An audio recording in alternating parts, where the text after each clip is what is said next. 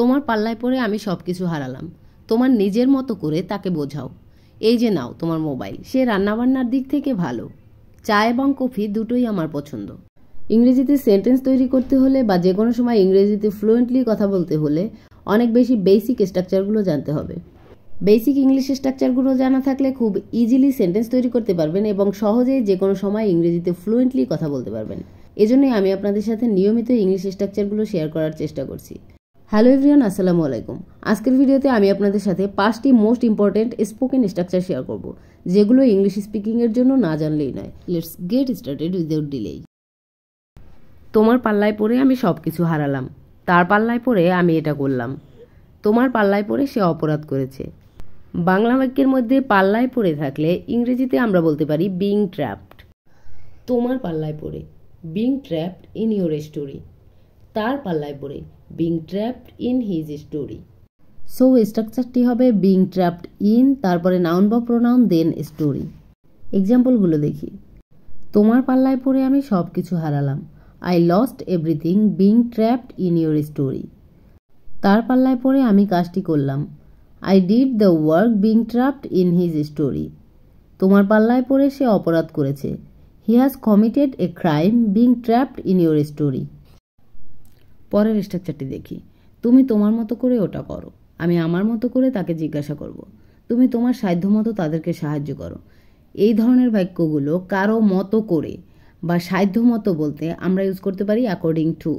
অতএব বাংলা বাক্যে কারো মতো করে বা কোনো কিছুর মতো করে থাকলে ইংরেজিতে আমরা ইউজ করব according to.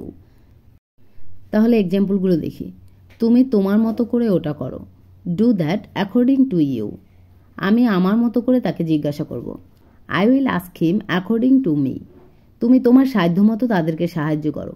Help them according to your ability. Help them according to your ability.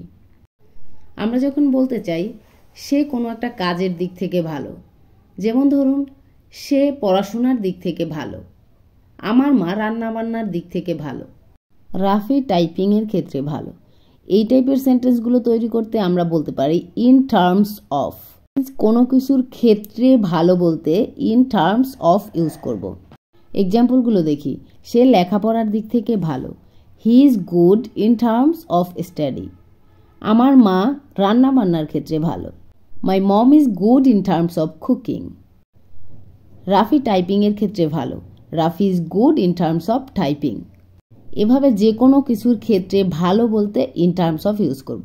এবার আপনাদের জন্য একটি সেন্টেন্স থাকছে। আমার বোন বিরিয়ানি রান্নার ক্ষেত্রে ভালো। এই বাক্যটি ইংরেজিতে কি হবে আপনারা আমাকে কমেন্টে জানাবেন। পরের স্ট্রাকচারটি দেখি। অনেক সময় আমরা বলি চা এবং কফি দুটোই আমার পছন্দ। আমার বাবা মা দুজনেই আছেন। মানে আমরা যখন বলতে চাই এটা ওটা দুটোই অথবা দুজনই, এগুলো বলতে সেন্টেন্সের মধ্যে বোথ ইউজ করব। বোথ অর্থ উভয়ই।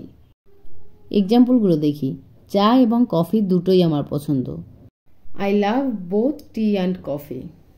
আমার মা এবং বাবা দুজনই আছেন। I have both mother and father. Mobile এবং ল্যাপটপ দুটোই আমার আছে। I have both mobile and laptop. I have both mobile and laptop. এবারে পরের স্ট্রাকচারটি দেখি।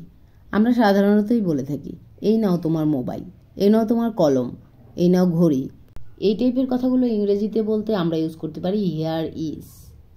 হিয়ার ইজ ইউর মোবাইল, এই নাও তোমার মোবাইল। হিয়ার ইজ ইউর পেন, এই নাও তোমার কলম। হিয়ার ইজ ইউর ওয়াচ, এই নাও তোমার ঘড়ি।